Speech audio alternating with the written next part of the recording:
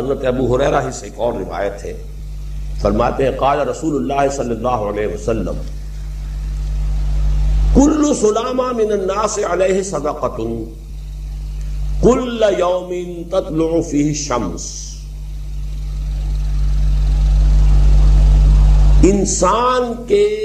انسانوں کے ہر جوڑ پر ایک صدقہ واجب ہے، ہر روز جو طلوع ہوتا ہے تو ہر جوڑ کا صدقہ۔ یہ انگلی کا جوڑ ہی اگر لاک ہو جاتا، آج صبح آپ اٹھتے ہو یہ لاک ہے تو کیا ہوتا؟ گھٹنا لاک ہو جاتا، کونی لاک ہو جاتی۔ صبح کو انسان اٹھے کہ میں بھلا چنگا ہوں، کل یوم تطلع فی الشمس، ہر دن جس میں کہ سورج جو ہے طلوع ہوتا ہے اس میں ہر جوڑ پر ایک صدقہ واجب ہے۔ اس کو شیخ سعدی نے بہت عمدگی سے کہا ہے،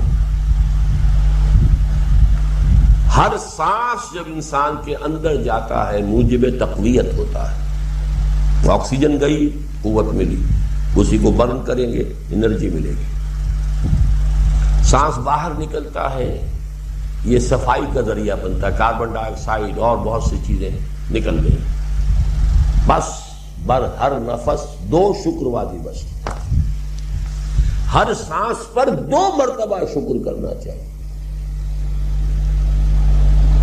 ہر سانس اندر گیا موجب تقویت، باہر بنا موجب تنقیح، لہذا پس بر ہر نفس 2 شکر واجب۔ تقریباً اسی طرح کا یہ معاملہ ہے، لیکن اب یہ کیسے صدقے ہوں گے؟ اس صدقے ہی کے جیسے کہ پہلے آ چکا ہے اسی کی یہ تعریف میں ہے۔ تعدل بین اثنین صدقۃ، 2 آدمیوں کے درمیان عدل کراؤ، فیصلہ کرا دو عدل کے ساتھ، یہ بھی صدقہ ہے۔ تعین الرجل فی دابتہ فتحملہ علیہا اور ترفع لہ علیہا متاعہ صدقۃ، اور تم مدد کرو کسی انسان کی اس کی سواری کے معاملے میں کہ اسے اس پر چڑھنے میں مدد دو، یا یہ کہ اس کی کوئی چیز اس کا سامان نیچے سے اٹھا کے پکڑا دو، اونٹ پر سوار ہو گیا ہے اب نیچے سے سامان پکڑا رہے ہیں، یہ بھی صدقہ ہے۔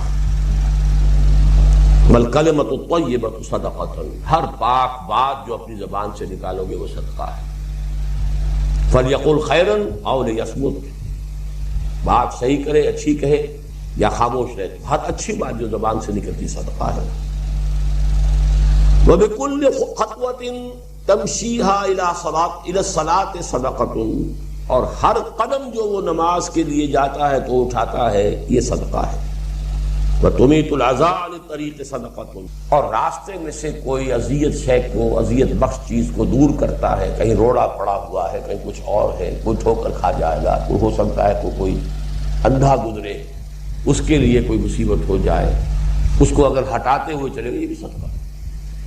یہ بھی دین کا وہی جامع تصور کے صدقہ جو ہے اس کو کہتے ہیں صدقہ۔ صرف رب اشرح لی صدری ویسر لی امری واحلل عقدۃ من لسانی یفقهوا قولی۔ اللهم ربنا الہمنا رشدنا واعذنا من شرور انفسنا، اللهم ارنا الحق حقا وارزقنا اتباعه وارنا الباطل باطلا وارزقنا اجتنابه۔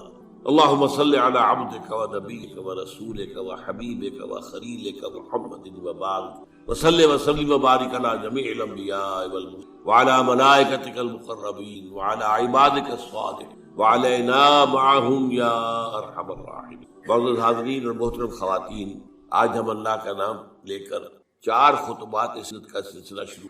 آپ دعا کریں کہ اللہ تعالی حالات کو سازگار بنائے رکھے، میری طبیعت بھی اس قابل رہے کہ میں اس پروگرام کو، طبیعت میری ٹھیک نہیں ہے، آپ کو میری آواز سے بھی اندازہ ہو رہا ہوگا، تاہم جیسا بھی کچھ ہے اللہ تعالیٰ جو ہے اس میں اس کام کو جاری رکھنے کی توفیق دیا رکھے، یہ اسی کا فضل و کرم۔ یہ جو پہلا خطبہ ہمارا ہے سیرت کے بارے میں، اس کا عنوان ہے فلسفہ دین میں نبوت و رسالت کا مقام۔ یہاں لفظ فلسفہ قابل غور ہے، کیا فلسفے کا دین کے ساتھ کوئی تعلق ہے؟ عام طور پر یہ لفظ دین کے حوالے سے استعمال نہیں، ہم حکمت قرآن، حکمت دین یہ استعمال کریں، اور یہی قرآن کی اصطلاح بھی ہے۔ فلسفہ قرآن کی اصطلاح نہیں ہے، حدیث۔ ان دونوں میں جو فرق ہے وہ نوٹ کر۔ فلسفہ خالص منطق کی بنیاد پر آگے چلے، جہاں کوئی چیز منطقی طور پر ثابت نہ ہو وہاں فلسفہ رک جائے، آگے نہیں بڑھے۔ جبکہ حکمت جو ہے اس میں جہاں منطق سے بھی سروکار ہے، وہاں فطرت کے اندر جو چیزیں اللہ نے ودیت کی اور جو بدیہیات فطرت کہلاتی ہیں، جن کے لیے کسی دلیل کی ضرورت نہیں ہے کہ ضرور دلیل جو ہے ان کے لیے ثابت کی، ان چیزوں کو بھی ملحوظ رکھ۔ فطرت سلیمہ کی رہنمائی میں عقل اور منطق اپنا سفر طے کریں تو اس کا جو نتیجہ ہوگا اس کا حکمت۔ قرآن مجید میں حکیم انسان کی ایک بڑی مثال دی گئی ہے حضرت لقمان کی۔ وَلَقَدْ آتَيْنَا لُقْمَانَ الْحِكْمَةَ أَنِ اشْكُرْ لِلَّهِ۔ ہمارا جو منتخب نصاب ہے قرآن حکیم کا، اس کا تیسرا درس سورہ لقمان کا دوسرا درس۔ البتہ ایک بات جان لیجئے کہ فلسفے کی بہت سی شاخیں ہیں۔ منطق خود ایک فن ہے اگرچہ، لیکن وہ فلسفے کی شاخ شمار ہے۔ ایک زمانے میں نفسیات بھی فلسفے کی شاخ تھی، یہ سب فلسفے کی، لیکن اب جو ہے فلسفے کے لیے علیحدہ علیحدہ نام اس کی مختلف شاخوں۔ ایک کا نام ہے میٹا فزکس۔ میٹا فزکس جو ہے اس کا براہ راست تعلق جو ہے دین کے ساتھ۔ ایک ہے فزیکل ورلڈ، وہ جو ہم اپنے حواس سے خمسہ سے جس کے بارے میں معلومات حاصل، جو مادی کائنات ہے، چاہے ہم نے اپنی ننگی آنکھ سے دیکھا چاہے ٹیلیسکوپ سے دیکھا۔ دیکھنے والی شے تو آنکھ ہی ہے نا، ٹیلیسکوپ تو کچھ نہیں دیکھتی، دیکھتی تو آنکھ ہے۔ ٹیلیسکوپ نے اس آنکھ کا دائرہ بہت وسیع کر۔ مائکروسکوپ سے دیکھا تب بھی دیکھا تو آنکھ نے ہے، مائکروسکوپ دیکھنے والی شے نہیں۔ تو چاہے انسان نے اپنے حواس خمسہ سے مجرد جو ایسے کہ وہ ہے ان سے کام لے کر کچھ معلومات حاصل کی، خواہ اس میں جو اضافے ہو گئے، دوربین آ گئی، خوربین آ گئی وغیرہ وغیرہ، ان سب سے جو بھی چیز ہمیں معلوم ہوتی ہے وہ فزکس کا دائرہ ہے، طبیعیاتی علوم، فزیکل سائنسز۔ میٹا فزکس اس کا نام ہے جہاں یہ کہ حواس جو ہے یہ ساتھ نہیں، حواس کے دائرے سے باہر۔ میٹا فزکس، فزکس اور میٹا فزکس یہی فرق ہے۔ اب ظاہر بات ہے، میں نے ابھی جو آیات آپ کو سنائی ہے سورہ بقرہ کی ابتدائی آیات اس اعتبار سے بہت اہم ہے۔ الف لام میم ذالک الکتاب لا ریب فیہ ھدی للمتقین الذین یؤمنون بالغیب۔ قرآن مجید سے استفادے کی شرط اول ہے غیب پر ایمان۔ غیب وہی چیز ہے جو آپ کے حواس کے ذریعے سے آپ کی گرفت میں نہیں آتی، آپ کے علم میں نہیں آتی۔ اب ظاہر بات ہے ذات باری تعالیٰ ہے، ظاہر ہمارے دائرہ حواس سے بلکہ عقل سے، وہم سے، خیال سے، سب سے ماورا، وراء ورا ثم وراء ورا۔ فرشتے ہیں انہیں ہم نہیں دیکھ سکتے، اور اسی طریقے سے وحی ہے وہ کیا ہے ہم نہیں دیکھ سکتے، نہیں جان سکتے۔ یہ سب جو ہے میٹا فزکس کا میدان ہے، اور فزکس کا میدان وہ ہے جو کچھ ہم دیکھ سکتے۔ میٹیریل ورلڈ ہے، جو بھی میٹیریل چیزیں ہیں وہ فزکس کی، اور وہ میٹا فزکس۔ تو قرآن کا جو میٹا فزکس ہے، اب ظاہر بات ہے کہ جب سائنس بہت آگے بڑھ گئی ہے، فزیکل سائنس، تو ضرورت اس امر کی تھی اور اب بھی ہے کہ قرآن کے میٹا فزکس کے ساتھ جدید فزکس سے حاصل شدہ معلومات کو جوڑا جائے، دیکھا جائے۔ یہاں پہ تضاد تو نہیں ہو سکتا، ناممکن ہے۔ اور بہترین بات ہے جو ڈاکٹر رفیع الدین مرحوم نے لکھی، قرآن is the word of God and this universe is the work of God۔ کس نے بنایا ہے اس کو؟ یہاں کے قانون طبیعی جو بھی ہے، فزیکل لاز، کس نے بنایا ہے؟ یہ ساری کائنات کس نے بنائی ہے؟ کون اس کو چلا رہا ہے؟ یدبر الامر من السماء الى الارض، کون؟ اللہ۔ تو word of God Quran, work of God کائنات، ان دونوں میں کوئی تضاد تو ممکن نہیں۔ عام انسان کے بھی قول و فعل میں تضاد ہو تو ہم اسے سمجھنا بڑی گھٹیا بات ہے۔ آپ کا قول یہ ہے، آپ کا عمل یہ ہے، اللہ کے قول اور عمل کے اندر تضاد کیسے ہو سکتا؟ یہ ضرور ہوا ہے کہ قرآن مجید تو آج سے 1400 برس پہلے جو ہے نازل ہوا ہے، اس وقت انسان کی جو مادی معلومات تھی وہ اتنی کم تھی کہ قرآن مجید میں فزیکل فینومینا کا جو تذکرہ ہوا ہے ان کو صحیح طور پر سمجھا نہیں جا سکتا تھا، اس لیے کہ ابھی ہماری معلومات اس کائنات مادی کے بارے میں بہت محدود تھی۔ لیکن جیسے جیسے جیسے جیسے سائنس آگے بڑھی، قرآن نے پہلے کہہ دیا تھا سنریہم آیاتنا فی الآفاق وفی انفسہم حتی یتبین لہم انہ الحق۔ یہ ہم قرآن تو آج دے رہے ہیں تمہیں، لیکن ہم اپنی آیات، نشانیاں آفاق اور انفس میں دکھائیں گے دکھائیں گے دکھائیں گے اور دکھائیں گے، یہاں تک کہ یہ بات تم پر بالکل واضح ہو جائے گی، مبرہن ہو جائے گی یہ قرآن حق۔ تو جتنی سائنٹیفک ترقی ہوئی ہے اس نے ثابت کیا ہے قرآن کی حقانیت کو۔ آپ نے پہلے بھی تذکرہ سنا ہوگا ٹورنٹو یونیورسٹی کا جو ہیڈ آف دا ڈپارٹمنٹ، جو یہ ایک خاص علم جنین ہے، یعنی ماں کے بطن میں جو بچہ پرورش پاتا ہے، ایمبریولوجی اس سائنس کا نام۔ آج جبکہ انسان نے، آپ کو معلوم ڈسیکشن بھی ہوتا ہے، سب کچھ ہوتا ہے، مائکروسکوپ بھی ہے اور نہ معلوم کیا کیا چیزیں ہیں جس کے اندر داخل کر کے دیکھ لیتے ہیں۔ گھٹنے کا درد ہے، گھٹنے میں کیمرہ داخل کر دیتے ہیں، وہاں سے دیکھ لیتے ہیں اندر کیا ہے۔ تو آج جو معلومات حاصل ہوئی ہے وہ حیران ہوا 1400 برس پہلے یہ کیسے دے دی گئی قرآن میں؟ اس نے مانا. مورس بوکائی نے یہ مانا، فرینچ سرجن تھا، شاہ فیصل اس کے پاس علاج کے لیے گئے تھے، وہاں انہوں نے قرآن پیش کر دیا اسے. نے کہا میں کیسے پڑھوں گا اس کو عربی میں؟ ان کا کوئی بات نہیں، میں آپ کے لیے استاد منگا دوں. بادشاہ کے لیے کیا مشکل تھا، سعودی عرب سے لا کر ایک ٹیوٹر رکھ دیا گیا، اس نے عربی سیکھی، پھر قرآن پڑھا، پھر کتاب لکھی، the Bible, the Quran and the science. اور اس میں یہ ثابت کیا اور اقرار کیا کہ قرآن میں کوئی شے وہ نہیں ہے جسے سائنس نے غلط ثابت کیا ہو. یہ ہو سکتا ہے کہ قرآن میں بہت سی چیزیں ایسی ہیں جن کی حقیقت تک ابھی سائنس کی رسائی نہیں ہوئی، یہ اور بات ہے، لیکن کوئی شے ایسی ثابت ہو گئی ہو کہ قرآن کی یہ بات غلط ثابت ہو گئی، یہ نہیں. تو آج صرف اس وقت کی بہت ضرورت ہے کہ یہ جو دو علوم علیحدہ علیحدہ چل رہے ہیں، یہ دو آنکھیں ہیں.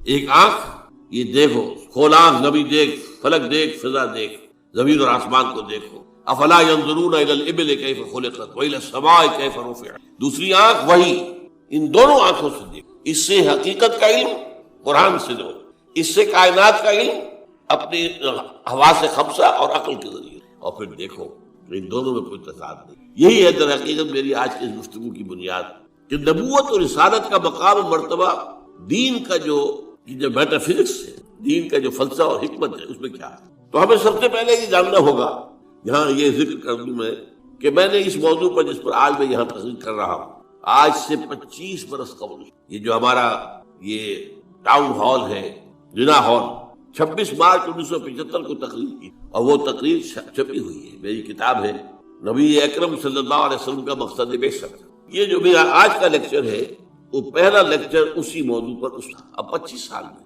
یقیناً میرے فکر میں بھی جو علامہ اقبال نے جو کہا تھا، only stones do not change, رائے میں کچھ نہ کچھ تبدیلی آ سکتی، کوئی وسعت ہو سکتی، اپنی کسی بات پر انسان نظر ثانی کر سکتا ہے. اس پہلو سے یقیناً کچھ تھوڑا سا فرق نظر آئے گا اگر آپ دونوں کا تقابلی مطالعہ کریں گے.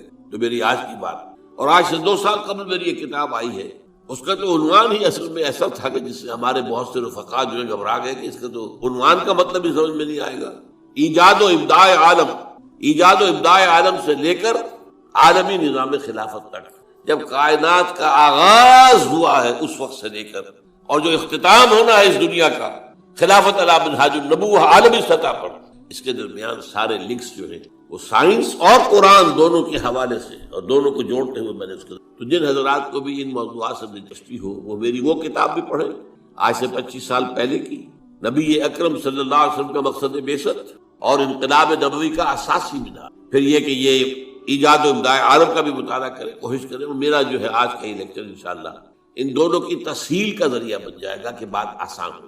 دیکھیے قرآنی میٹا فزکس کیا ہے، ہم اس کو ایمان سے تعبیر کرتے ہیں. میں نے یہ چند آیات آپ کو سنائی. ایمانیات کیا کیا ہیں؟ اللہ پر ایمان، آخرت پر ایمان، یوم آخر پر ایمان، وحی پر ایمان، فرشتوں پر ایمان، کتابوں پر ایمان، رسولوں پر ایمان، حضور کی ختم نبوت اور رسالت پر ایمان، قرآن کے آخری اللہ کا کلام ہونے اور اس کے محفوظ ہونے پر ایمان، بعث بعد الموت پر، جنت اور دوزخ پر، حساب کتاب پر، وزن اعمال پر ایمان.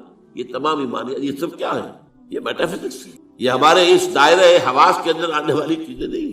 ان ایمانیات کو 3 بڑے بڑے عنوانات کے تحت جمع کیا جا سکتا. نمبر 1 ایمان باللہ یا توحید. نمبر 2 ایمان بالآخرہ یا معاد. معاد کے معنی لوٹنے کی جگہ، عاد یعود عودا، لوٹنا، معاد لوٹنے کی جگہ، اس میں ظرف. تیسرے ایمان بالرسالت. اب جب یہ ایمان باللہ کیا ہے، چند چیزیں میں گنواؤں گا. پہلی بات یہ کہ آج ہم یہ مانتے ہیں، ہم پہلے سے مانتے تھے، آج دنیا بھی مان رہی. جو فزکس کا آپ سے کچھ عرصے پہلے کا دور تھا، 50-60 سال پہلے کا، اس وقت تک یہ مانا جاتا تھا کہ کائنات ہمیشہ سے ہے اور ہمیشہ رہے گی. یہ نیوٹونین دور کہلاتا ہے فزکس. لیکن آج ہمیں وہ بات معلوم ہو چکی ہے سائنس سے، جو قرآن ہمیں بتاتا ہے یہ کائنات ہمیشہ سے نہیں ہے، نہ ہمیشہ رہے گی. یہ خاص وقت پر پیدا کی گئی ہے اور ایک خاص وقت پر ختم ہو جائے. آج سائنس نے اس کے لیے نقطہ آغاز اس کو کہا ہے بگ بینگ. ایک بہت بڑا دھماکہ ہوا تھا، اس سے کائنات شروع. پھر یہ تصور بھی ہے کہ کائنات ابھی پھیل رہی ہے، پھول جھڑی کی طرح. پھول جھڑی آپ کو معلوم ہے ایسے چکر لگاتے ہوئے پھیلتی ہے، اسی طرح یہ کائنات ابھی پھیل رہی ہے، مزید گیلیکسیز وجود میں آ رہی ہے. آپ اکثر و بیشتر اخبارات میں پڑھتے رہتے ہیں کہ آج ایک اور نئی گیلیکسی دریافت ہو گئی. اتنے millions trillions years, light years دور ہے ہم سے. وہ تو حساب کتاب میں آنے والی باتیں نہیں. لیکن یہ کہ اللہ تعالیٰ نے بھی فرمایا تھا یزید اللہ فی الخلق ما یشاء، اللہ اپنی تخلیق میں اضافہ کرتا رہتا ہے جو چاہتا ہے، یا کرتا رہے گا، دونوں معنی اس کے ہو سکتے ہیں۔ فعل مضارع میں فعل حال بھی ہے اور فعل مستقبل بھی ہے۔ اور اسی کو اقبال نے کہا یہ کائنات ابھی ناتمام ہے شاید کہ آ رہی ہے دمادم صدائے کن فیکون کن فیکون کن فیکون، ابھی تو نئی نئی چیزیں وجود میں آ رہی، لیکن ایک وقت آئے گا جیسے وہ فنر ہوتا ہے، وہ فنر جو ہے لپٹا ہوا ہے اس کو آپ کھینچتے ہیں، لیکن اگر چھوڑ دیں گے اس طرح کو یہ پھر وہیں آ جائے گا واپس۔ اسی طرح ایک وقت آئے گا کہ یہ کائنات جو ابھی تو پھیل گئی ہے، جا رہی ہے، ایک وقت میں اس کی ریورسل ہو جائے گی، اور یہ جو اب سمٹنی شروع ہوگی پھر ایک نقطے پر جا کر قرآن میں نقشہ کھینچا گیا یوم نطوی السماء کطی سجل للکتب، ہم یہ فضاؤں کو اور خلاؤں کو لپیٹ دیں گے۔ دیکھیے آج کا کانسیپٹ اور قرآن کے الفاظ، جیسے پچھلے زمانے میں کتابیں ہوتی تھی، جلد بندی کا تو معاملہ نہیں تھا، ایک کاغذ پر لکھ کیا پورا ہو گیا، اس کے ساتھ نیا کاغذ چسپاں کر دیا اور اس کو رول کر دیا، اب آپ نے دوسرے کو لکھا وہ پورا ہو گیا پھر اس کو اور رول کر دیا، تیسرا لگا، وہ رول بنتے تھے، اسکرولز بھی کہلاتے ہیں۔ تو یہ اسکرولز، یہ آسمان، اللہ تعالیٰ فرما رہے ہیں یوم نطوی السماء کطی سجل للکتب، جیسے اس زمانے کی کتابیں ہوتی تھی کہ اسکرولز کی صورت میں ہوتی تھی، اس طریقے سے ہم آسمانوں کو لپیٹ۔ یہ کائنات نہ ہمیشہ سے ہے نہ ہمیشہ رہے گی، ایک ہستی ہے البتہ جو ہمیشہ سے ہے اور ہمیشہ رہے گی، وہ ہستی اس کائنات کی خالق، اس کی جہاں تک ذات کا تعلق ہے یہ ہمارے فہم سے، ہماری عقل سے، ہمارے تخیل سے، ہمارے تصور سے، ہمارے وہم سے، وراء الورا ثم وراء الورا ثم وراء، اس کے بارے میں علم یہی ہے کہ یہ سمجھ میں آ جائے کہ اس کو ہم نہیں جان سکتے، بیانڈ اور لمٹس۔ اس کے بارے میں ساری معرفت جو ہمیں حاصل ہوتی ہے وہ اس کی اسماء و صفات سے۔ شاید آپ میں سے اکثر کو جو امید ہے یاد ہو، بچپن میں اگر یاد کرائے ہوں گے والدین نے، ایمان مجمل، ایمان مفصل۔ ایمان مجمل کیا ہے؟ آمنت باللہ کما ہوا باسمائہ و صفاتہ وقبلت جمیع احکامہ اقرار باللسان و تصدیق بالقلب۔ یہ اسماء و صفات ہماری تعلق ہے، اس میں بھی لمیٹیشن ہے۔ اللہ بصیر ہے، دیکھتا ہے، کیسے دیکھتا ہے یہ ہم نہیں جانتے۔ کیا اس کی اس طرح کی کوئی آنکھ ہے؟ کیا وہ بھی دیکھنے کے لیے روشنی کا محتاج ہے؟ باللہ من ذالک۔ ہمارے ہاں تو ایسے حیوانات موجود ہیں جو بغیر روشنی کے دیکھتے ہیں، تو اللہ کا دیکھنے والا ہے، سمیع ہے، سنتا ہے، کیسے سنتا ہے؟ کیا ساؤنڈ ویوز کی ضرورت ہے اسے بھی؟ اس کا بھی کوئی کان ہے جس سے آ کر ٹکرائے ہو؟ اسی طرح اس کا کوانٹیٹیو پہلو، اللہ ہر شے پر قدیر ہے، کتنا قادر ہے ہم کیا تصور کریں گے؟ ہمارا تو تصور بڑا محدود ہے۔ یوں سمجھیے کہ ہمارے دماغ کی مثال اس سنار کی جو ترازو ہوتی ہے، تولے ماشے یہی تو لیں گے نا، اس پر ٹنوں تو نہیں تول سکتا، سریا لا کر آپ اس پر تولنا چاہیں۔ تو اللہ تعالیٰ کی اسماء و صفات کا بھی وہ کتنا قدیر ہے، کتنا بصیر ہے جو ہم نہیں جانتے۔ لہذا معلوم ہوا کہ اللہ تعالیٰ کی بات کے بارے میں ہماری معلومات بہت ہے۔ بس یہ ہے، ایک بڑا پیارا شعر ہے، دور بینان بارگاہ الست جز پہ این برداند کے ہست۔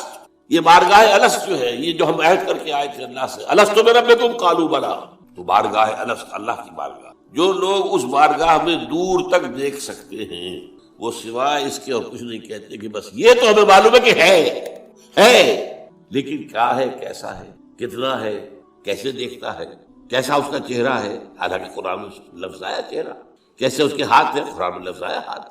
دور بینان بارگاہ الست جز پہ این برداند کے ہست، اس کی میں مثال دیا کرتا ہوں۔ دیکھیں کوئی دیوار ہے، بہت بڑی فصیل ہے، اب آپ دیکھ رہے ہیں اسے تو آپ کو اندازہ ہو گیا کہ ہوگی اتنی کوئی 100 فٹ اونچی ہوگی، چلیے جہاں تک نظر آ رہی ہے اتنی لمبائی ہے، اس کے اوپر کوئی رنگ وغیرہ ہے وہ بھی نظر آ گیا۔ کوئی اندھا شخص ہے وہ کیا کرے؟ وہ جا کے دیکھے گا، ٹٹورے ہے بھائی فصیل تو ہے، کتنی اونچی ہے اسے کیا پتا، وہ تو نہیں دیکھ سکتا۔ یہ وہ ہے کہ دور بینان بارگاہ الست جز پہ این برداند کی ہست ہے ضرور۔ یہ جو اللہ ہے جس نے اس کائنات کو پیدا کیا، سارے نام اچھے نام اسی کے، ارید اللہ عبد الرحمن ایما تدعو فلہ الاسماء الحسنی، چاہے اللہ کہہ کر پکار لو، چاہے رحمان کہہ کر پکار لو، جس کو بھی پکارو یہ جان لو کہ تمام اچھے نام اسی کے، تمام اچھی صفات اسی کے اندر، اور بتمام و کمال ہے۔ وعلی کل شیء قدیر بکل شیء علیم، ہر چیز پر قادر، ہر چیز کا دیکھنے۔ پھر وہ تنہا ہے، تنہا اپنی ذات میں تنہا، لا شریک لہ، کوئی شریک نہیں، نہ صفات میں شریک ہے نہ اختیارات میں شریک ہے، وہ تنہا ہے۔ لا مثل لہ ولا مثال لہ ولا مثیل لہ ولا ضد لہ ولا ند لہ ولا کفو لہ۔ یہ ہے اللہ کی ذات کے بارے میں ہمارے تصورات کا۔ اب آئیے دوسرا، ایمان بالآخرہ۔ اس اللہ نے جو اس کائنات کو تخلیق فرمایا ہے، اس میں اس کی تخلیق کا کلائمیکس انسان ہے. اس کی میں تفصیل ذرا بعد میں بیان کروں گا، ابھی یہ مضمون ختم ہو جائے. تخلیق کا کلائمیکس انسان. اس انسان کی یہ زندگی جو ہے، جسے ہم اپنے محدود مشاہدے کی وجہ سے سمجھ بیٹھتے ہیں 60 70 80 برس، وہ بہت بوڑھا ہو گیا، 90 برس، 100 برس، کوئی 100 کراس کر گیا تو اخبار میں خبریں آ جائیں گی. بس یہ انسان مسجود ملائک بنایا، یہ کلائمیکس ہے اللہ کی طرف. اور ایک خاص بات نوٹ کیجئے، اللہ نے فرمایا خلقتہ بیدی، میں نے اسے اپنے دونوں ہاتھوں سے بنایا. دونوں ہاتھ کون سے ہیں؟ ایک عالم امر ہے اور ایک عالم خلق ہے، تو ابھی میں بتاؤں گا آپ کو. اور یہ عالم و خلق یا اللہ کی ذات میں جمع ہے یا انسان کی ذات میں جمع ہے. باقی پوری کائنات میں یا کوئی شے ہے تو عالم خلق کی ہے، یا دوسری ہے تو عالم امر کی. دونوں چیزیں جمع ہے اللہ کی ذات میں اور انسان میں. اسی لیے حدیث ہے ان اللہ خلق آدم علی صورتہ، اور یہ حدیث ابو ہریرہ سے ہے رضی اللہ تعالی عنہ، اور بخاری اور مسلم دونوں میں اللہ نے آدم کو اپنی صورت پر بنایا ہے. اب اس سے اونچا مقام کیا ہوگا؟ کیا ایسی عظیم ہستی کی زندگی بس 40 50 60 70 80 برس، اس میں بھی کچھ حصہ تو بچپن کا گزر گیا، ابھی ہوش ہی نہیں، شعور ہی نہیں. بعد میں بھی 80 کے بعد ہو، 70 کے بعد ہو، تو انسان کے جو ہے حواس ٹھیک نہیں رہتے، علم ختم ہو جاتا. نہیں، قرآن کیا بتاتا ہے؟ یہ بات وہ ہے جو افسوس ہے، صد افسوس، کہ آج بالکل ذہنوں سے خارج ہے. انسان کی زندگی بہت طویل ہے، بہت طویل ہے، بہت طویل. علامہ اقبال جو کہتے ہیں تو اسے پیمانہ امروز و فردا سے نہ جاویداں پہم دماں ہر دم جمع ہے. کیا یہ ایسے ہی بڑھ کھانکتی ہے انہوں نے؟ نہیں، یہ قرآن کا مطالعہ. 5 زندگیاں ہیں انسان کی، جن میں سے 2 ان میں سے ڈورمنٹ ہے، سوتے ہوئے گزری، اور 3 ایکٹیو. سب سے پہلے انسان کو عالم ارواح میں پیدا کیا گیا، صرف روحیں تھی، جسم نہیں تھا. اور یہی عالم امر ہے، روح. یہ سنونک عن الروح قل الروح من امر ربی. یہ آپ سے روح کے بارے میں پوچھتے، فرما دیجئے یہ روح میرے رب کا امر ہے، امر. اس کے بعد اسی امر کے دوران، اسی روحانی زندگی کے دوران عہد لیا گیا الست بربکم قالوا بلی. ساری ارواح آدم سے لے کر آخری انسان جو دنیا میں آئے گا، سب کی ارواح موجود تھی. میری، میرے والد کی، میرے دادا کی، پردادا کی، سگڑ دادا کی، آدم تک، اور میرے بیٹے کی اور پوتے کی اور پڑ پوتے کی، اور آخری انسان جو آئے گا دنیا میں، تمام انسانوں کی ارواح. الارواح جنود مجندہ، حدیث میں الفاظ ہیں، لشکروں کے لشکر، تمام ارواح انسانیہ پیدا کر دی، لیکن جسم کسی کا نہیں. ان سے عہد لیا گیا الست بربکم قالوا بلی، کیا میں نہیں ہوں تمہارا رب، مالک، آقا، حاکم، پروردگار؟ سب یقیناً ہے اللہ، تو ہی ہمارا حاکم ہے، پروردگار ہے، عالم. پہلی زندگی یہ ہے. اس کے بعد سلا دیا گیا. نیند اور موت میں زیادہ فرق نہ سمجھیے. موت جو ہے وہ بھی ایک طرح کی نیند ہے، اور نیند بھی ایک طرح کی موت ہے. چنانچہ جو دعا مسنون ہے، جب صبح آپ اٹھیں تو آپ کی زبان پر جو دعا آنی چاہیے، اگر آپ کو یاد ہو حضور کی دعا، الحمدللہ الذی احیانی بعد ما اماتنی والیہ النشور. اس اللہ کا شکر ہے جس نے مجھے زندہ کیا اس کے بعد کہ مجھے مردہ کر دیا تھا. نیند مردہ ہوتا ہے انسان جب اس کا شعور ہی نہیں. تو یہ در ہے. اور موت جو اب آنے والی ہے، موت معدوم ہونے کا نام تو نہیں ہے. مردہ پڑا ہے، زندگی تو نہیں ہے، لیکن یہ کیا معدوم ہو گیا؟ معدوم ہے، موجود ہے. اور دوسری بات یہ کہ ہمارے علم کے مطابق تو یہ ہے کہ ادھر سے ادھر منتقل ہونے کا نام ہے موت. ہم تو انتقال کہتے ہیں نا. بھائی آپ لاہور سے کراچی منتقل ہو گئے، اللہ خیر صلی اللہ، آپ ایک عالم سے دوسرے عالم کو منتقل ہو گئے. عالم دنیا سے عالم برزخ، عالم برزخ سے عالم آخرہ. تو پہلی زندگی عالم ارواح میں، جبکہ ہمارے پاس جسم نہیں تھا. پھر سلا دیا گیا، یہ دوسری زندگی ہے، لیکن یہ موت کی کیفیت کے، نیند کی. پھر ہماری تیسری زندگی آئی ہے اس دنیا میں، رحم مادر میں، جب حیولہ بنا ہے اور 120 دن کا جنین ہو گیا، ایمبریو ہو گیا، پھر اللہ فرشتے کو بھیجتا ہے. یہ حدیث ہے اور متفق علیہ روایت ہے. بدقسمتی سے جو چیزیں ہمارے مادی ذہن سے ٹکراتی ہیں، ہم انہیں قبول نہیں کرتے. مادیت کا اتنا غلبہ ہے کہ جو چیز بظاہر اس مادی کیفیات اور مادی قوانین اور ضوابط کے تحت نہیں آتی، ہم ان کو ریجیکٹ کر دیتے ہیں. حالانکہ وہ عالم ہی اور ہے، یہ عالم اور ہے. روح اس مادی عالم کی شے نہیں ہے. حدیث میں آتا ہے، حضرت عبداللہ ابن مسعود رضی اللہ تعالیٰ عنہ کی روایت ہے کہ رحم مادر میں 40 دن وہ جو ایمبریو ہوتا ہے وہ نطفے کی شکل میں ہوتا ہے، پھر 40 دن علقہ، پھر 40 دن مضغہ، ثم یرسل الملک فینفخ فیہ الروح، پھر فرشتے کو بھیجا جاتا ہے اور وہ فرشتہ اس میں روح ڈھونڈتا ہے. یہ اس کی تیسری زندگی. یہ جس کی زندگی ہے روح جمع جسم، یہ ہماری حیات دنیاوی، روح جمع جسم. اور زندگی کون سی ہو گئی ہے؟ تیسری. عالم ارواح کی، پھر وہ کولڈ سٹوریج میں جہاں سلا دیے گئے، ڈمپ کر دیے گئے، پھر یہ دنیا کی زندگی 70-80 جو برس، پھر موت آئی، چوتھی زندگی شروع ہو گئی عالم برزخ۔ وہ زندگی ہے، موت نہیں ہے، اس کو تو سب مانتے ہیں۔ عذاب قبر ہم مانتے ہیں، قرآن سے ثابت ہے۔ بعض لوگ یہ سمجھتے ہیں کہ شاید قرآن میں ذکر نہیں ہے، غلط بات ہے، لیکن میرے پاس زیادہ وقت نہیں ہے۔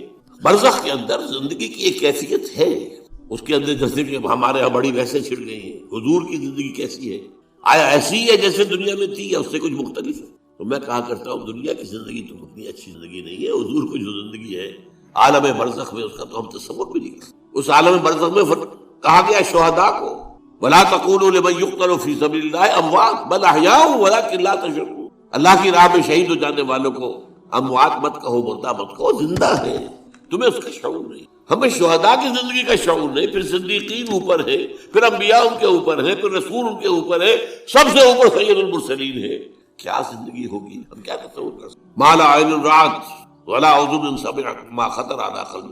بہرحال پھر یہ چوتھی زندگی آ گئی، پھر آئے گا، پھر سور پھونکا جائے گا، اور پھر فَإِذَا هُمْ قِيَامٌ يَنظُرُونَ، تو سب زندہ ہو کر دوبارہ کھڑے ہو جائیں گے۔ وہ یوم القیامہ ہوگا، کھڑے ہونے کا دن، اور اس سے ہمارا 5واں دور شروع ہو جائے گا، حیات اخروی۔ اچھا، حیات اخروی کے بارے میں ہمارا کیا ایمان ہے؟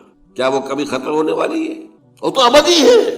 فَإِنَّهَا لَجَنَّةٌ أَبَدًا أَوْ لَنَارٌ أَبَدًا، یہ پوری زندگی تو زندگی کتنی بڑی ہو گئی۔ تو اسے پیمانہ امروز و فردا سے نہ ناپ، جام نہ پہم دواں، ہر دم جواں ہے۔ البتہ ایک کام کیا کیا ہے اللہ نے، یہ جو 2 موتوں کے درمیان زندگی آئی ہے، پہلی موت جو کہ ہم عالم ارواح سے، اس کے بعد سلا دیے گئے، موت آ گئی نا، پھر اللہ نے زندہ کیا، پھر جو ہمیں موت آنے والی ہے میری اور آپ کی، ان 2 موتوں کے درمیان ایک زندگی کا حصہ کٹ گیا۔ یہ لمبا پروسیس، وہاں سے وہاں تک، مبدا و معاد، انا للہ و انا الیہ راجعون، اس میں یہ چھوٹا سا ہماری زندگی میں سے حصہ کاٹ کر اس سے ایک امتحانی وقفہ بنایا۔ خلق الموت والحیات لیبلوکم ایکم احسن عملا، اس نے زندگی اور موت ہی تخلیق کی ہے تاکہ تمہیں آزمائے کہ کون ہے تم سے اچھے عمل کرنے والے۔ یہ امتحانی، اس کو بھی اقبال نے خوب کہا ہے، ملزم ہستی سے تو ابراہ مانند حباب، اس زیاں خانے میں تیرا امتحان ہے زندگی۔ اب امتحان 3 گھنٹے کا بھی ہوتا ہے تو وہ 30 سال کا بھی ہوتا ہے، یہ تو ایک کوانٹیٹیو ایلیمنٹ ہوا، امتحان ہے، ٹیسٹنگ از ٹیسٹنگ۔ یہ حیات دنیاوی امتحان ہے، ملزم ہستی سے تو ابراہ مانند حباب۔ کیا ہر سوال کرنے والے کو دیا جائے یا پیشہ ور بھکاریوں کو دینے سے اجتناب کیا جائے؟ ایسے لوگوں کو کس طرح پہچانا جائے؟ یہ ذرا بڑا پیچیدہ مسئلہ ہے۔ حضور کی ایک حدیث تو یہ بھی ہے کہ مانگنے والا چاہے تمہارے دروازے پر گھوڑے پر سوار ہو کر آئے پھر بھی اس کو دو، یعنی تمہاری جو ہے شرافت اور حمیت سے یہ بہت گری ہوئی بات ہوگی کہ کسی شخص نے ہاتھ پھیلا دیا اور تم اس کا ہاتھ ٹھکرا دو، اس لیے کہ اس نے تو اپنی عزت نفس جو ہے، جب آپ کے سامنے اس نے ہاتھ پھیلایا ہے تو اپنی عزت نفس اس نے ہتھیلی پر رکھ کر آپ کے سامنے پیش کر دی۔ اب یہ اچھا نہیں ہے کہ آپ اس کو ٹھوکر مار دیں اس کی عزت نفس کو۔ البتہ یہ ہے کہ اگر نہ دیں تو ایسی کوئی بات بھی نہیں ہے، آپ معذرت کر سکتے ہیں۔ قول معروف، وہ جو ہے ومغفرۃ خیر من صدقۃ یتبعها اذى، آج ہم پڑھ چکے ہیں۔ اور باقی جو یہ بیگری ایک انسٹیٹیوشن بن گئی ہے، اس کی تو حتی الامکان کوشش ہونی چاہیے کہ اسے ڈسکریج کی۔ باقی یہ ہے کہ اب یہ ایک انڈیویجول کے دل کی کیفیت جو ہے، استفت قلبک پر معاملہ اس پر عمل ہونا چاہیے۔ میں اس میں کوئی آخری حتمی جو ہے رائے آپ کو نہیں دے سکتا۔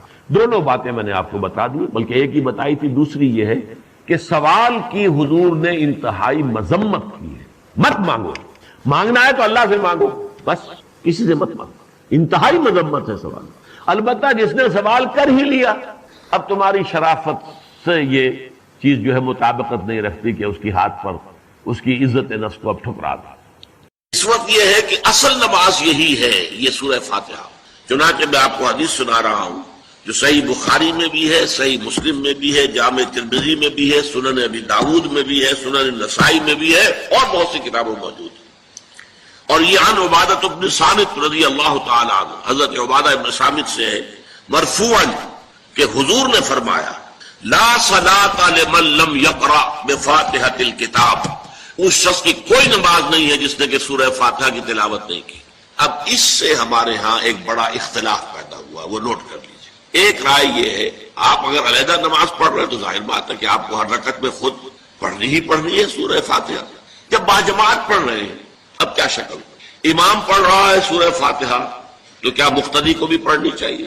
اس حدیث میں جو الفاظ کی شدت ہے اس کی بنا پر رجحان یہ ہوتا ہے کہ یقیناً اس صورت میں ہر شخص کو لا صلاۃ لمن لم یقرأ بفاتحۃ الکتاب، جس نے کہ فاتحہ کی تلاوت نہیں کی، قرأت نہیں کی، اس کی کوئی نماز ہی نہیں۔ تو یہ موقف ہے امام شافعی کا، یہی مسلک ہے ہمارے اہل حدیث بھائیوں کا کہ آپ چاہے اکیلے نماز پڑھ رہے ہو، چاہے امام کے پیچھے پڑھ رہے ہو، اور چاہے امام جو ہے وہ جہری رکعت پڑھا رہا ہے اور چاہے سری رکعت پڑھا رہا ہے۔ خاموشی والی رکعت سورہ، آپ کو معلوم ہے کہ نماز جو ظہر اور عصر کی ہے تو چاروں رکعتیں جو ہے وہ سری ہے، مغرب کے اندر آ کر دو جہری ہیں ایک سری ہے، عشاء میں آ کر دو جہری ہیں دو سری ہیں، سورہ اور نماز فجر کے اندر دونوں جو ہیں وہ جہری ہیں۔ تو چاہے جہری ہو چاہے سری ہو، آپ کو بھی لازماً جو مقتدی ہے اسے بھی سورہ فاتحہ پڑھنی ہوگی۔ اب اس کے لیے انہوں نے یہ طریقہ جو ہے تلقین کیا ہے کہ امام تیزی سے نہ پڑھے، رک رک کر پڑھے الحمدللہ رب العالمین، اس کے بعد اتنا وقفہ دے دے کہ جو مقتدی ہے وہ بھی کہہ لے اپنے دل میں یا پڑھ لے الحمدللہ رب العالمین الرحمن الرحیم۔ تو یہ رک رک کر پڑھنا، خاص طور پر اگر آپ کو موقع ہوا ہو کسی اہل حدیث امام کی امامت میں نماز ادا کرنے کا، تو آپ دیکھیں گے کہ بڑا فرق ہے۔ ہمارے جو حنفی امام الحمدللہ رب العالمین الرحمن الرحیم مالک یوم الدین ایاک نعبد و ایاک نستعین، 4 آیتیں جو ہیں وہ بھی ایک ساتھ میں پڑھ جائیں گے، لیکن یہ کہ عام طور پر جو اہل حدیث حضرات ہیں وہ رک رک کر ٹھہر ٹھہر کر پڑھتے ہیں، ترتیل کے انداز میں پڑھتے ہیں۔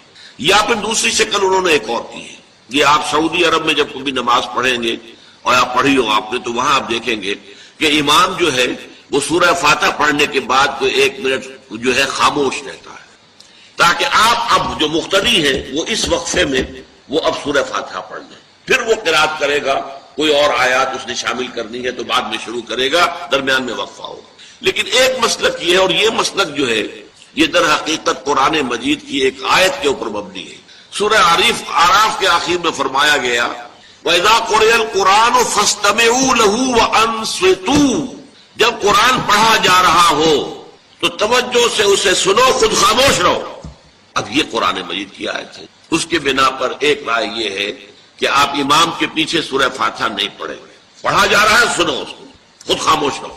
اور اس کے لیے وہ دلیل دیتے ہیں کہ یہ شکل ایک وفد کی سی ہے، جیسے کسی بڑی شخصیت کے پاس اگر آپ کا کوئی وفد جاتا ہے، 8-10 افراد ہیں، ان میں اسپوکس مین ایک ہوتا ہے، وہ بات کرتا ہے، باقی سب لوگ موجود رہتے ہیں، سنتے ہیں۔ اسی طریقے سے امام جو ہے وہ گویا کہ آپ کا نمائندہ ہے، اور وہ پڑھ رہا ہے الحمدللہ رب العالمین الرحمن الرحیم مالک یوم الدین، تو امام کی قرات ہی آپ کی بھی قرات ہو گئی۔ گویا کہ اس آیت سے، اس حدیث سے اختلاف نہیں ہے، اس کی تعبیر سے اختلاف ہے کہ امام کا قرات کر لینا در حقیقت مقتدیوں کی طرف سے بھی قرات۔ اس میں جو حنفی مسلک ہے وہ بہت سخت ہے، اور وہ یہ ہے کہ چاہے سری نماز ہو اور چاہے جہری ہو، ہر کسی بھی حالت میں مقتدی جو ہے وہ سورہ فاتحہ نہیں پڑھے گا۔ اب اس میں ذرا سا سوال پیدا ہوتا ہے کہ جہری رکعت میں تو اس آیت کا اطلاق ہو جائے گا کہ وَإِذَا قُرِئَ الْقُرْآنُ فَاسْتَمِعُوا لَهُ وَأَنصِتُوا، سری میں تو اس آیت کا اطلاق نہیں ہوتا۔ بہرحال یہ مسلک ہے امام شافعی کا، ایک انتہا پر ہے، ہر صورت میں سری ہو یا جہری ہو آپ کو پڑھنی ہی پڑھنی ہے، اور امام ابو حنیفہ دوسری انتہا پر ہے کہ چاہے سری ہو چاہے جہری ہو کسی شکل میں نہیں پڑھ۔ امام مالک کا مسلک ہے درمیان میں، اور میں اس میں کوئی جھجک محسوس نہیں کرتا کہ میں آپ کے سامنے عرض کر دوں کہ میں اس پر عمل پیرا ہوں۔ وہ کیا ہے؟ جہری نماز میں خاموش رہو اور سنو، اس آیت کا اطلاق ہو جائے گا جب بلند آواز سے پڑھ رہا ہے امام تو پوری توجہ، فَاسْتَمِعُوا لَهُ، اپنی پوری توجہ کو اس کے سننے کے اوپر مرکوز کر دو اور خود خاموش رہو۔ سری رکعت میں البتہ جبکہ وہ بھی خاموشی سے پڑھ رہا ہے آپ بھی خاموشی۔ بہرحال ان چیزوں میں میں نے یہ سب کچھ بیان کیا ہے، تو اس سے جو میرا مقصود ہے وہ یہ ہے کہ معلوم ہو جائے کہ اس میں کوئی بڑی بنیادی بات نہیں ہے، نہ یہ کہ جو حنفی ہیں وہ اس حدیث کا انکار کرتے ہوں کہ لا صلاۃ لمن لم یقرأ بفاتحۃ الکتاب، کیسے وہ انکار کریں گے؟ اور نہ ہی کوئی جو حنبلی ہے یا اہل حدیث ہے وہ قرآن کی اس آیت کا اختلاف جو ہے وہ اختلاف کر سکتا ہے کہ اذا قرئ القرآن فاستمعوا له وانصتوا، لیکن یہ کہ اس کے پھر اس سے جو احکام کا استنباط ہے اس میں اختلاف ہو جاتا ہے، تو اس کو نہیں سمجھنا چاہیے کہ یہ کوئی بہت بڑی اہمیت والی بات ہے۔ بات کے جو فرض نماز ہے اصل اہمیت اس کی ہے۔ ہمارے ہاں عام طور پر مذہبی حلقوں میں اور خاص طور پر جو ذرا متصوفانہ انداز کے رنگ کے لوگ ہوتے ہیں وہ فرض کو تو بس ایسے ہی ادا کر لیتے ہیں جیسے بس اس کی کوئی اہمیت نہیں، بلکہ بعض لوگ وہ بھی ہیں کہ جو فرض کو ترک کر دیتے ہیں، نوافل پر سارا زور، صرف رات کی نماز پر زور دیا جا رہا ہے، فرض نمازوں یہ ہم نے دیکھے ہیں ایسے لوگ بالفعل دیکھے۔ یہ تمام چیزیں جو ہیں در حقیقت اس پھر راہ نبوت سے انسان کو ہٹا دینے والی۔ فرض کتنا فرض، نفل کتنا نفل۔ نوافل کے بارے میں جو ہے شریعت سے ثابت ہے، وہ تہجد بھی نافلۃ لک، حضور کے لیے تو لازم تھی، باقی کے لیے لازم نہیں ہے۔ جو قیام اللیل شروع میں تھا وہ لازم نہیں ہے۔ ہاں رمضان مبارک میں اس کی تشویق ہے، ترغیب ہے، وہ خاص ایک مہینہ ہے، اس میں دن میں کھانا پینا جو ہے وہ حرام کیا گیا، تو رات کو 2/3 رات یا 1/3 کم سے کم 1/3 رات جاگو اللہ کے قرآن کے ساتھ، اللہ کی کتاب کے ساتھ۔ تو یہ اصل میں جو توازن ہے یہ جو ہے بہت ضروری ہے۔ ارأیت اذا صلیت الصلوات المکتوبات، حضور آپ نے دیکھا، غور فرمائیے کہ اگر میں جو فرض نمازیں ہیں وہ ادا کروں۔ اب مثلا ایک حدیث مجھے اور یاد آئی، فرض نماز کی اہمیت کو بیان کرنے کے لیے حضور نے فرمایا جس شخص نے عشاء کی نماز بھی جماعت کے ساتھ ادا کی اور پھر فجر کی نماز بھی جماعت کے ساتھ ادا کی، اس کے لیے پوری رات کا قیام لکھ دیا جائے گا۔ فرض کی یہ اہمیت ہے۔ فَإِذَا صَلَّيْتُ الْمَكْتُوبَاتِ صَلَوَاتِ الْمَكْتُوبَاتِ وَصُمْتُ رَمَضَانَ، اور میں روزہ بھی رمضان کے روزے رکھ لوں، باقی روزہ رکھنا آپ کی مرضی پر ہے، رکھیں ٹھیک ہے، لیکن وہ لازم نہیں ہے۔ نجات کے لیے لازم جو بیس لائن ہے وہ جو عبادات فرض، اس کے بعد جتنا آدمی اضافہ کر سکے، حالات کو بھی دیکھیں۔ بعض حالات ایسے ہوں گے کہ اس میں اصل اہمیت جہاد کی ہو جائے گی، قتال کی ہو جائے گی۔ اب ایسا حال بھی ہو سکتا ہے کہ اسلامی نظام قائم ہے، اسلامی حکومت قائم ہے، نظام خلافت قائم ہے، تو اب قتال کا معاملہ جو وہ حکومت کے ذمہ ہے، حکومت انتظام کرے گی۔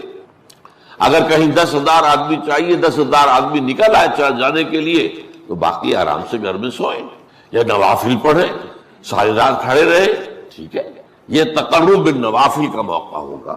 لیکن اگر اللہ کا دین جو ہے وہ مغلوب ہے، پامال ہے، اسے پاؤں تلے رودا جا رہا ہے، شریعت کی دھجیاں بکھیری جا رہی ہیں، عوامر کا استہزاء ہو رہا ہے، اور جو منکرات ہیں ان کی تبلیغ ہو رہی ہے، اس وقت آدمی نوافل میں لگا رہے، وہاں تو فرض ہو جائے گا امر بالمعروف نہی عن المنکر، جہاد، اس کی جو بھی تقاضے ہیں اس وقت سارے تقاضے اس کو بیان کرنے کا موقع نہیں ہے، اس اصل شے کو اس فرض کو ترک کر کے نوافل میں لگیں گے، یہ نوافل منہ پر دے مارے جائے گا۔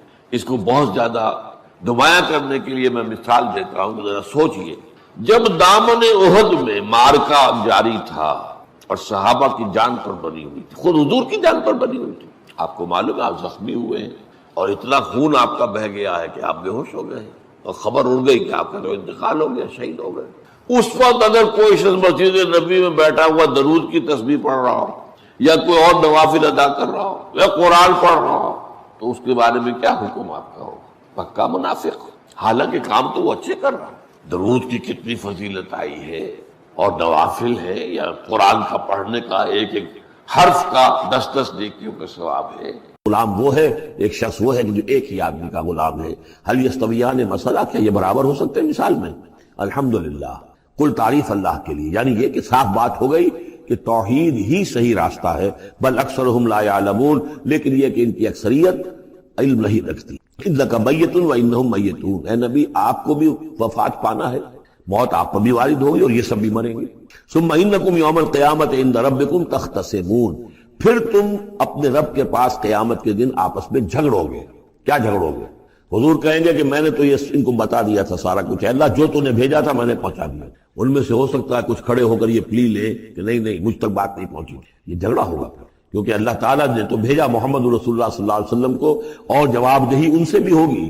سورہ اعراف کی آیت نمبر 6 بڑے اہم آیات میں سے ہے وہ قرآن مجید کے، فَلَنَسْأَلَنَّ الَّذِينَ أُرْسِلَ إِلَيْهِمْ وَلَنَسْأَلَنَّ الْمُرْسَلِينَ، ہم ان سے بھی پوچھیں گے جن کے طرف رسولوں کو بھیجا، اور ان سے بھی پوچھیں گے جنہیں رسول بنا کر بھیجا۔